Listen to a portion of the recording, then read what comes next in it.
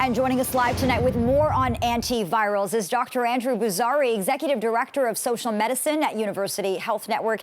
Good to see you, Dr. Buzari. Thanks so much for being with us. Thanks so much, Lena.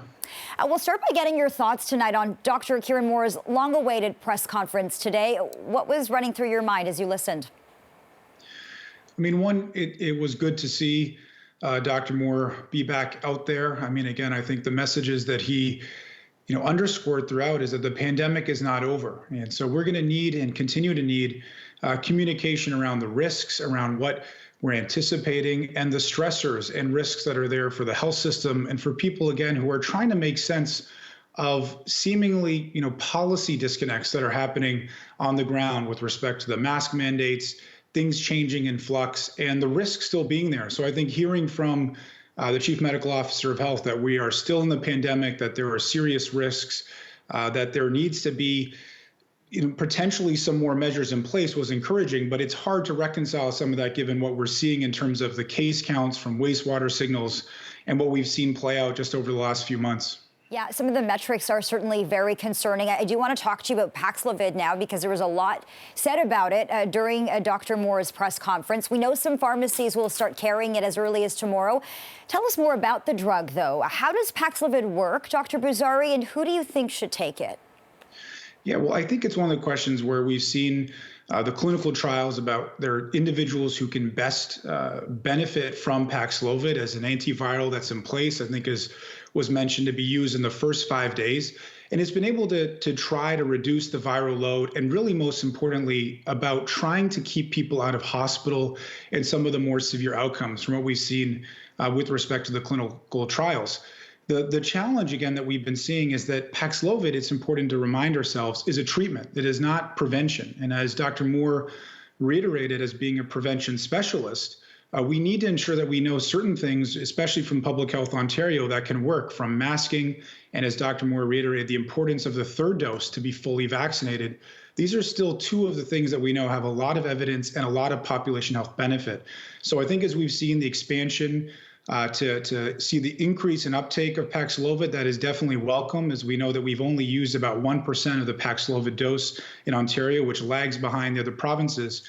And it's an important tool that I think can help blunt with this wave, but you can't see it in isolation, and we can't be resorting to treatment measures when we have such a toolkit of really effective prevention measures in place.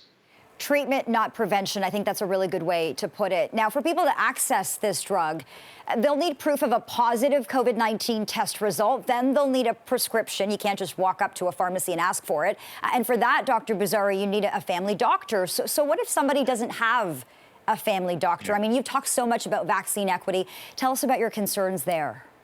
Yeah, there are just so many real barriers. And I think one is, we unpack this, Lena, there's issues around awareness. There's not been a lot of awareness on the ground, out in communities, in community clinics about Paxlovid.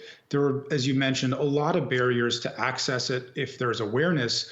One, in terms of accessing a PCR test. So we need to see more mobilization of testing being back as a really effective tool. Again, when we look at some of the data about how we compare on PCR testing, as a country, we're woefully behind a number of jurisdictions, a number of our peer countries. So I think the work still needs to be there to make the testing accessible. And then when you look at these issues, and again, I think with still to be seen about where these pharmacies are going to be located, it's encouraging to see 4,000 pharmacies coming online tomorrow. But if we look back through the lessons of the pandemic, we saw this play out to ensure that these locations are actually in places where there are hotspots. There are people who are going to most benefit from access to treatment like this, and also access to the third dose. We still have huge disparities from neighborhood between neighborhood of 2 to 3-fold about third doses. Again, Paxlovid is an important treatment option, but we need to ensure that there's prevention being made available with the vaccines, and especially around masking. And I think, again, just resorting to it as a strong recommendation instead of ensuring that mandates are in place of essential public settings, I think is regretful, and it's something, again, that we've seen play out before. And again, with respect to Paxlovid, we need the awareness. We need to remove barriers of access and ensure that community providers have a direct line to get their patients in to get access, and that we're engaging community leadership about how to remove those barriers from transportation to getting Paxlovid out. And it's encouraging even tonight to hear about some hospitals and community partners already trying to leverage those learnings from the pandemic so that we cannot, wait any more days in terms of getting treatment out to people who need it most. Right. You talked about removing some of the barriers here. And with that, I think we need really strong public health messaging, right? Do you think that enough people even know how to access this antiviral treatment? I mean, less than 5% of Paxlovid supply in Ontario has actually been dispensed. So how do we make sure that the people who do need this get it?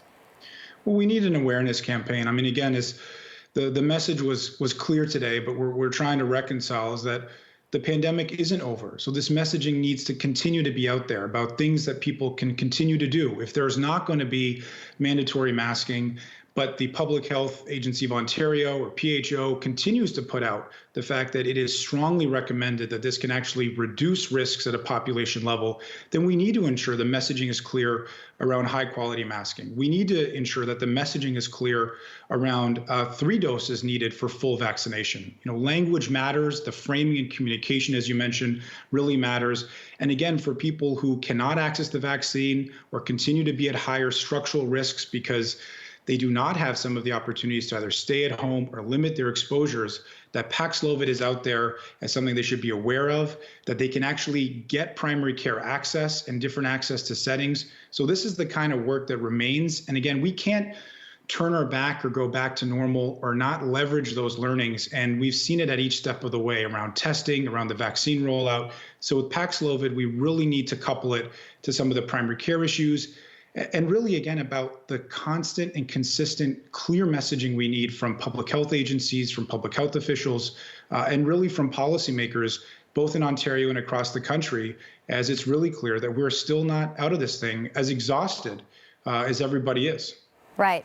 Now, on the topic of health equity, Doctor, I want to get your thoughts on a Toronto Star report that found the province gave more rapid tests to private schools than to a number of public sectors combined. Did anything about those numbers surprise you? What did you make of that? Yeah, Lena, when you look at the data, the fact that, again, it's about combined, that it went to private schools, I mean, really, this goes back to what we've been talking about and advocating for and against, the tale of 2 pandemics. Unfortunately, we saw this play out with respect to the early phases of the vaccine rollout. There were neighborhoods that were on fire with COVID cases in the double digits of test positivity, and there was no vaccine access. And vaccines were readily available in neighborhoods, in more affluent neighborhoods that did not have double-digit COVID cases, did not have the same risks and burden. And again, we keep trying to hope and we keep trying to push. And this is, again, why I think the advocacy and the messaging is important from physicians, nurses, and social workers and everyone in the community and healthcare spaces, that we know that if that advocacy is not there, if that messaging isn't out there and clear about who is being left behind, that these things can happen again and again. And it's important for us to see this around, the structural drivers, these systemic forces around how privilege has really played out throughout the pandemic. And that's not to disparage any individuals or neighborhoods. It's that if we really want to get through this pandemic, we are going to have to pull together. We are going to have to ensure that there's more efficiency, but also that it's more equitable and more fair and just, so that we can actually see those who are most at risk protected and get more and more to that sense of normalcy that everyone wants. But living with COVID can't mean abandoning the measures or abandoning neighborhoods and communities. Living with COVID means that we have to continue to implement things that we know that work, and continue to feel a connection to people across various neighborhoods in us getting through this thing. Dr. Andrew Boozary, thanks so much for this conversation. Thanks so much. I think Canada is very fortunate to have strong governing institutions for our country, for our economy. One of those is the Bank of Canada. It has a strong and well-deserved reputation for managing inflation, and I think Canadians should feel confident that the Bank of Canada will continue to do its job. brace yourself. The Bank of Canada is gearing up to announce its next move on interest rates tomorrow, and it could be the bank's most dramatic rate hike in years. Bay Street forecasters are expecting a 50 basis point increase. Will that put Canadians with variable rate mortgages on edge, and will it keep some prospective home buyers on the sidelines? Let's find out. We're joined live by BNN Bloomberg's Andrew Bell tonight and Phil Soper from Royal LePage. Good to see both of you. Thanks so much for joining us. Hey. Andy, first of all, is this a sure thing? Is there a consensus among economists that tomorrow's rate hike will be this aggressive? What are you watching for? Yeah, you can never be sure of anything in economics. Of course, it likes to masquerade as a science, but it involves people, so you can never be categorical. But certainly, if the bank doesn't increase by half a percentage point tomorrow, it will shock the markets. Bond traders have been betting on that, and all the big bank economists have said that the Bank of Canada wants to send the signal that it's determined to bring down inflation. Inflation for this month could be about 6%, or for March could be about 6%. And the so-called target for inflation is only about 2%. So it seems pretty 99% that they'll go 50 basis points tomorrow. Okay, inflation rate could be sitting at 6%. That would be the highest in decades. Phil, this is being called a supersized hike. What does a supersized hike mean if you have a mortgage?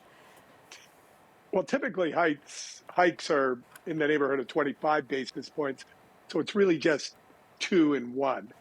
And back in the day when interest rates were higher, call it above 5% or high single digits, 0.5% wouldn't be that big a deal.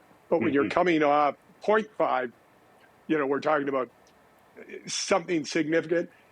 In absolute dollar terms, we're talking about less than $100 a month on most people's mortgages. So it's not a huge amount of money, but it is going to start to erode consumer confidence. Okay, so Andy, with that, we'll ask you, if you do have a variable rate mortgage, I know I do, should you be a little nervous tonight? This is interesting. Yeah, so do I. I mean, we're three of us gamblers. 1, 2, 3.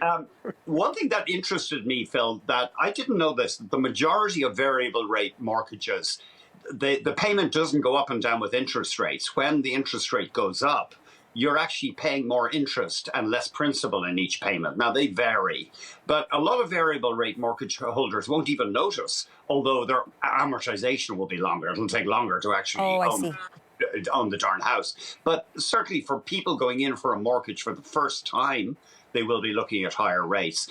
The favorite across Canada, it's like the Tim Hortons double-double, is the 5-year fixed term mortgage. Phil will tell you all about that, I'm sure. That's the classic. I think it's more than 40% of the market. And that won't change immediately tomorrow, but bond yields, as they move up, as people see inflation coming, that will tend to push up mortgage rates. Okay, Phil, any thoughts on that? Well, yeah, no, it's absolutely right. Quite a bit higher than half of people use that 5 rate fixed and have for some time. As a nation, we're fairly conservative borrowers. I think it's important to realize that we also have, among those people who have high ratio mortgages, who have quite a bit of debt to the value of their home, we have people who have been qualifying for mortgages that are quite a bit higher than they're actually paying, with the stress test in place that was put in place a few years ago now. So there's a safety net built in for call it the existing younger or first-time buyers that have bought over the last 4 years. Okay, so Phil, let's talk about the bigger picture then here, because we have been talking about this red-hot housing market for a very long time, right? Bidding wars, aggressive offers, not enough supply. Everybody knows that story. Does this remove people from the market?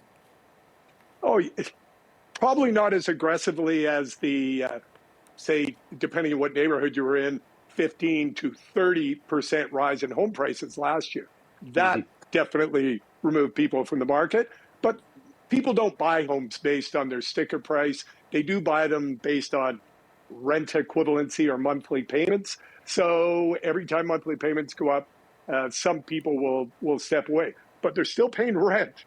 So I don't expect this to have a huge impact, particularly given we had so many more buyers in market over the last 24 months and we had homes available to sell them. If anything, it's a welcome bit of relief if demand softens a bit. Okay, Andy, do you agree with that? I wasn't really expecting Phil to say that.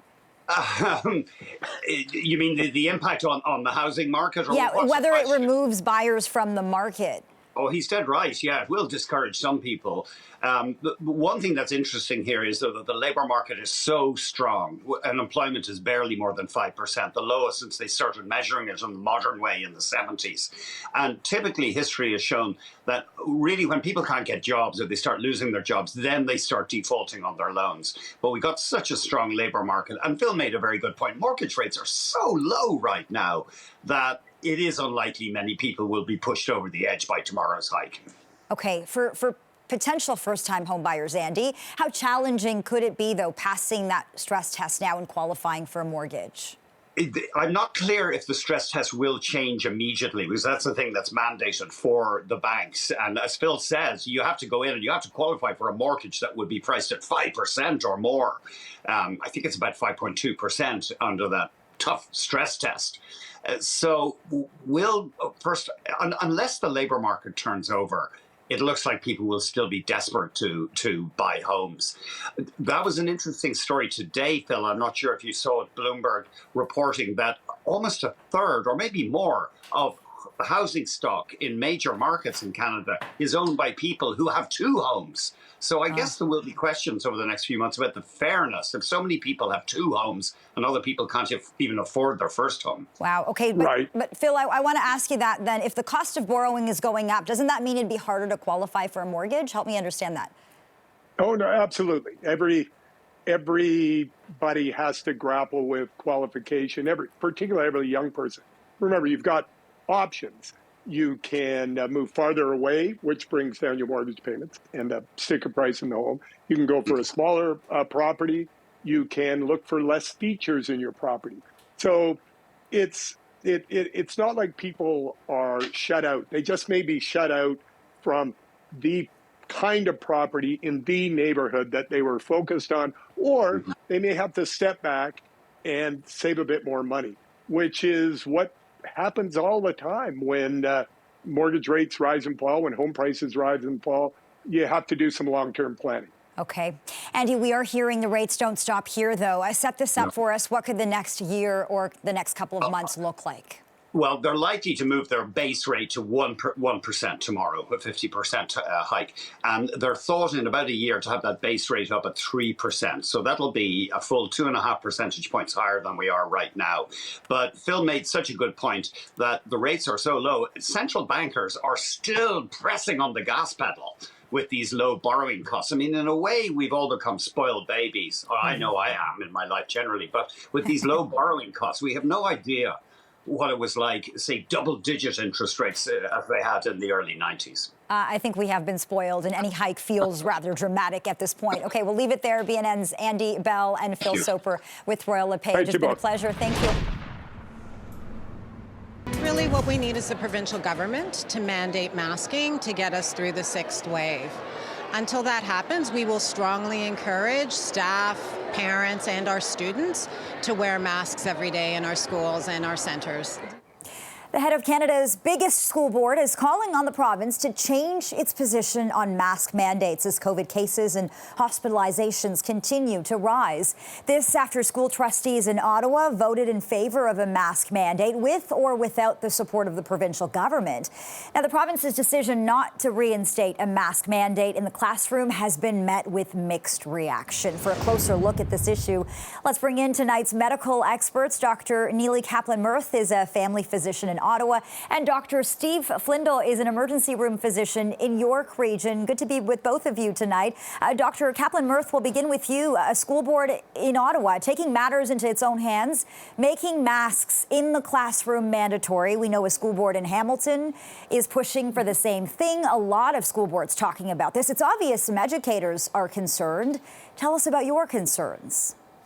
So, as a physician watching so many patients getting sick, having their children being sent home from school, either because they have COVID or because there's nobody to teach in their classrooms, my patients who are educators getting sick, patients who work in every field getting sick because mask mandates were dropped.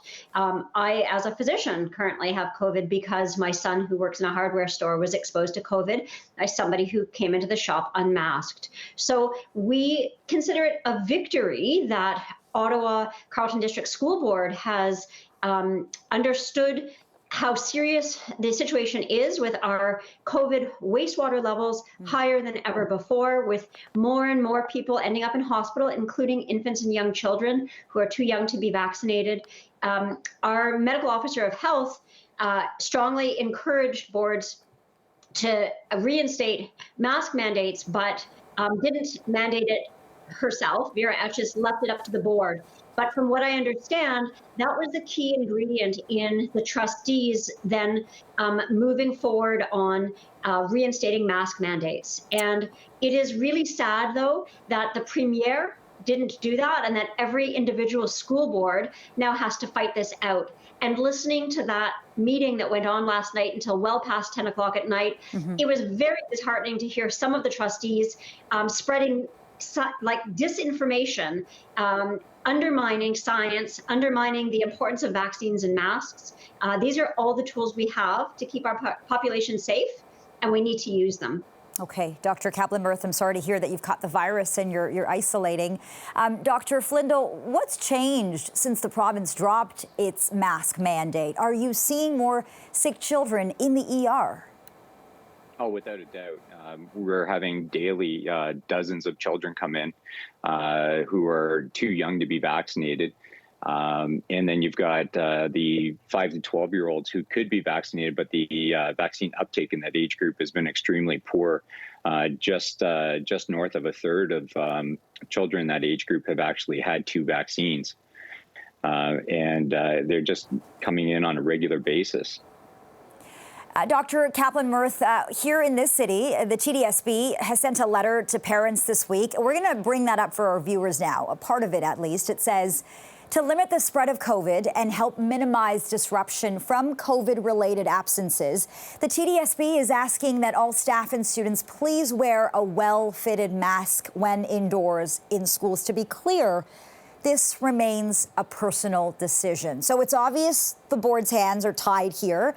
It doesn't feel like it can force a masking policy without a mandate from the Ford government. What is your advice to parents then? The board, first of all, the board's hands aren't tied. They've made that choice on behalf of everybody in Toronto, and that's inappropriate and ineffective. We know that encouraging people to do the right thing when the messaging is so mixed, where the premier and the board doesn't mandate it, sends people the signal that it's okay to send your child to school or for staff to show up at school and infect others. So you are imposing a choice on everybody else because of the 1 or 2 or 3 individuals in a classroom who decide that they don't care about others. So Toronto District School Board could do the right thing.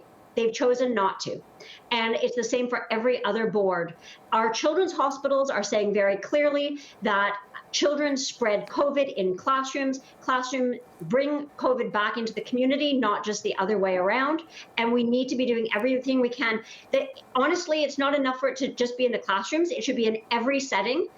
Every person who works in a grocery store, every person who works in any setting where you have to be interacting with other people should have the safety, the very basic privilege of knowing that they don't have to face somebody else who's going to give them COVID. So that is where we are right now. In Toronto, it is extremely disappointing that the board didn't push back. They absolutely could have. I hear that you're disappointed, but I want to push you on that for a moment. I mean, is it fair to put the onus on school boards when this guidance should really be coming from the province? No, it should be. Absolutely. It should come from the premier. It should come from the premier. It shouldn't be up to individual school boards to be fighting this out. So that's the first issue. The second issue is medical officers of health could use Section 22 and they could implement mask mandates themselves. They're leaving it up to the school boards. So it's everyone passing the buck to somebody else and putting it on individuals and making it individual responsibility does not work. And we don't do that for other things. We don't do that for anaphylaxis. We prevent people from bringing peanut butter to school in elementary schools because it could kill another child. We don't, for all other diseases, if a child has lice, they are not allowed to be in school. Children and educators should not be allowed to be in school if they aren't masked, and that should come from the province. Dr. Flindle, I'm going to come back to what the province's stance here is, because we heard from Ontario's top doctor, Kieran Moore, this week, and he told Ontarians that the reason he's not bringing back masking in schools is because there are only 2 kids in ICU with the virus, that he hasn't seen any significant threat to children at this time. What indicators are you looking at, and how do you feel about his comments?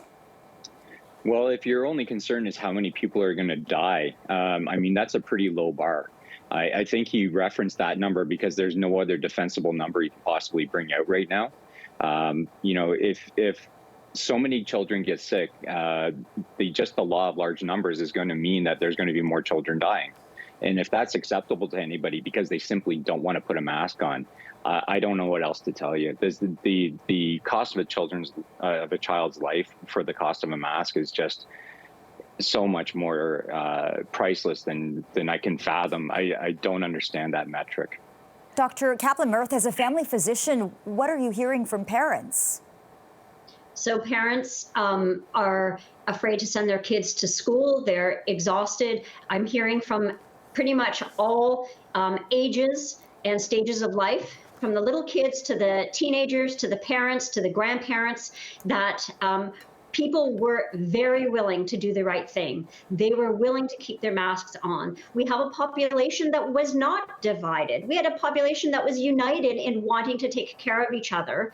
And we've had basically the ground pulled out from under us by some politicians who are pandering to a very small group of anti-maskers and anti-vaxxers. So people are angry and people are worried about their kids. The other thing is that we need to emphasize it's not just death. It's not even just hospitalization. It's also long COVID. The effects on our children and on our population of mass infection is going to be much more significant than just how many people die. Right, and so many of these children not vaccinated yet, not eligible to get their shot. Dr. Flindle, are you afraid not taking any kind of action, not bringing back the mask mandate in schools, could lead to school closures? I don't think there's any doubt that it's going to. Personally, my daughter's high school, they had more than a third of their teachers off sick on one day last week. It's just going to continue to worsen. And we've already had notifications from our school board that they're going to have to probably go online at times, just simply because they don't have the staff. And never mind the schools. I've never seen physicians in my group of emerge docs call in sick at the rate I'm seeing recently. These are people that have been facing COVID for over 2 years now in the highest risk possible settings, and they're all getting sick through their children. Each and every physician I know that has become sick, it's not been through work, it's been through their children. So this is just eroding the foundation of the critical services in our communities. Okay, we've run out of time here, but Dr. Kaplan-Murth, I want to ask you the same question. I want to ask you if you're afraid this could lead to school closures, but I also want to pick up on something that you said earlier. As far as I understand, Section 22 was actually revoked by the province, so it doesn't look like this is something any medical officer of health can do right now, impose their own mandate. So I'll give you a chance to respond to that, and then I'll ask you about whether you think this could lead to more school closures. Our medical officers of health could act. There are examples of medical officers of health who are acting. Peterborough is a good example. Dr. Piggott stands up and says what is happening, and he's honest and he's transparent, and he says that this is what we should be doing. There is no excuse for the inaction. And also, if medical officers of health across the province said this is what we're going to do, there would be less concern about whether or not they were politically going to be punished by the province, which I know is one of the issues for people who work in public health. In terms of school closures, schools are already closing, classrooms are already closing, there are already no teachers left to teach. And as my colleague has said, it's not just that those teachers are gone, it's also those kids bringing home COVID and everybody else in the essential workforce. We are all also sick. And so my daughter, who's still recovering, day 10 of COVID, will return to school when she's no longer contagious, but she would not have returned to school if they had not reinstated the mask mandates. So the simple measure of putting masks back on does bring some sense of safety, and it's not false security. It is an improvement if everybody in the classroom is wearing a mask. We also need people to stay home when they're sick. We need better supports and better information to the public that if they have any symptoms of COVID, whether they've done a rapid test or not, if they have any symptoms of COVID, they should assume they have COVID and they should be isolating. Okay, Dr. Neely Kaplan-Murth and Dr. Steve Flindle, thanks so much for this discussion here on CP24 tonight. You're welcome. Thank you. Tesla CEO Elon Musk speaking at an event in Vancouver today, saying taking Twitter private is the only way to ensure users can speak and post freely. And he has made a multi-billion-dollar offer to make that happen. Musk currently owns just more than 9% of the social media giant. He's proposing, I should say, to buy out the rest at $54.20 a share. But a Saudi prince who says he's one of Twitter's largest shareholders is rejecting Musk's offer, calling it too low. For more on what this means and whether it's even possible, we are joined by Shruti Shekhar, tech reporter with Android Central, and Brett Carraway, professor of communication, culture, information, and technology at the University of Toronto. Thanks to you both for making time for us tonight. Shruti, let's start with you. Is this guy serious? I guess, why is Musk even interested in buying Twitter? He's got 81 million followers. Why does he want the whole thing? He's got a lot of money. He can do whatever he wants with it. No, but jokes aside, I mean, I think, Musk has been very actively speaking about how he is not happy with the platform, how he has been critical about how there isn't enough free speech on the platform. And it's interesting because instead of creating his own, form of social media, like the former president of the U.S., Donald Trump has, why not buy it and, fix it up yourself? He wasn't happy with the deal with wanting to be on the board. And so he decided, I want to buy it. And I think, whether his notes are serious or not, I think time will tell. But I think the reason why people are questioning it is because he has been so erratic in the past in terms of the way he tweets. A lot of his tweets are cryptic, and you're not really certain why he wants to purchase this platform. But I think one of the main reasons is because he just wants to have a platform that lets him speak whatever he wants to speak and lets other people speak whatever they want to speak. I guess if you've got enough money, and he is the world's richest man, according to Forbes, you can make anything happen. Professor, Twitter has certainly played a central role in some of the biggest stories in recent years. Shruti mentions Donald Trump's presidency, the pandemic, the January 6th insurrection on the Capitol. What would be, I guess, the implications of having a single owner, that single owner being Elon Musk? Well, it's interesting. I mean, when you listen to him talk, he says that this is a matter of almost philosophical belief in absolutist notions of freedom of speech. But he's kind of all over the ballpark with this. On the one hand, he says he believes in freedom of speech, but then he suggests that maybe he wants to get rid of spam, which would be a prohibition on commercial speech. He refers to Twitter as a public square, a public forum, but yet he wants to make it private rather than public. So I think the implications here are kind of what Shruti said. This is a really rich person who has enjoyed using this as his sort of de facto marketing arm, his platform to enhance his public brand. And he just wants to own it because why not? He's worth $259 billion. And speaking of rich, Shruti, isn't it a little rich that Musk tends to block people who disagree with him or argue with him or present opposing points of view on Twitter, but yet he wants it to be a vessel for free speech? Yeah, I think that's really interesting. And I actually have a quote that I want to say that he actually said during his TED Talk today. And I think it speaks volumes to what he sort of wants to do, but doesn't preach himself. He says, if in doubt, let the speech exist. If it's a gray area, I would say let the tweet exist. But obviously, in a case where there is a lot of controversy, which you don't want to promote that tweet, I'm not saying I have all the answers, but I do think that we want to be very reluctant to delete things and be very cautious with permanent bans. I think this speaks volumes to what he wants to do with the platform, and yet he doesn't practice his own preachings, not wanting to allow people to ban or give them timeouts instead, but yet not practicing himself. It's kind of interesting, and I wonder if he does become the owner of Twitter, will he start practicing what he preaches? Yeah, that's a good question, I guess. Brett, what do you think of that? What are your biggest concerns if this deal was to go through?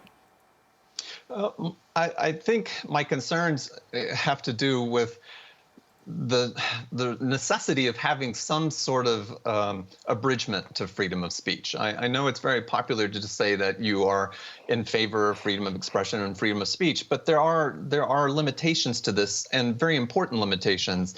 We don't libel or slander people. We sometimes limit obscenity. We don't allow for seditious speech. We don't allow for copyright violations, or you can't commit perjury in court cases. And one of the big sort of unspoken things here when he's talking about temporary suspensions versus something like a permanent ban is Donald Trump and Twitter's controversial decision to ban the Trump account, which was done because the firm was worried that he was, basically inciting violence. And if you take over a very powerful platform like Twitter and you roll back those sorts of standards, then you just end up with a free-for-all in which it's like an ecosystem in which misinformation and disinformation just spirals out of control. And we already have a problem with that. And I guess to Shruti's point, that's why the former president partnered with a Canadian entrepreneur with the new, I guess, social media platform Parler. Shruti, how do you envision this happening if Musk takes over full ownership of Twitter? What do you think this social media platform would look like? Well, just to backtrack first, I think there's a lot of steps before that could even take place. At first we'd have to see what the Twitter board decides. We'd have to know what regulatory proceedings take place after that and whether or not it actually follows through. But if it does, which a lot of economic analysts have suggested that it will, there could be changes. There could be a change in terms of the entire board. He could get rid of them and just decide, I want everyone to be fresh and new. He could be fair and maybe say, I don't want to take too many. I don't want to make too many changes. But knowing who Musk is himself, that could be like a drastic change and a turnover in terms of what Twitter really looks like. And that could be adding that edit button. That could be banning or not banning freedom of not banning people. That could be even bringing Donald Trump back on the platform. So there are a lot of implications. And I guess we have a lot of time before that happens. But it's pretty big.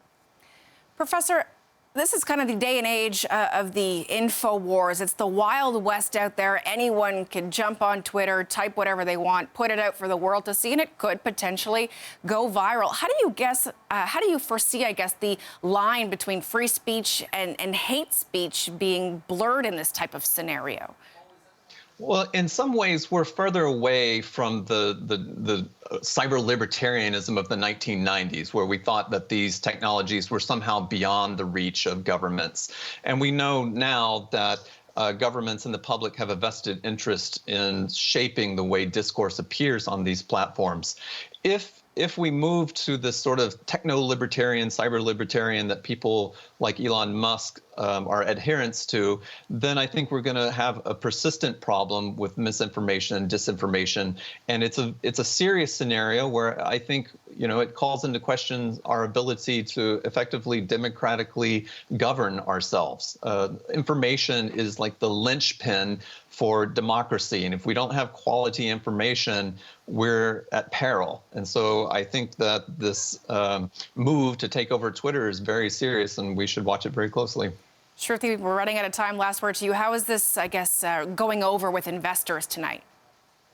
Well, it's interesting because we saw that the markets have actually dipped for Twitter. The shares have actually fallen a little bit. And that is sort of an indication that shareholders are probably not as thrilled with this idea or don't feel very settled. However, as I mentioned earlier, economic analysts have suggested that this deal will actually go through.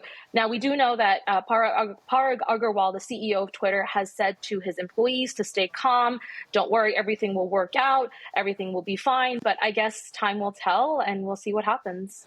The unpredictability of Elon Musk. Tech reporter Shruti Shekhar, Professor Brett Carraway, thanks to both of you for your time tonight.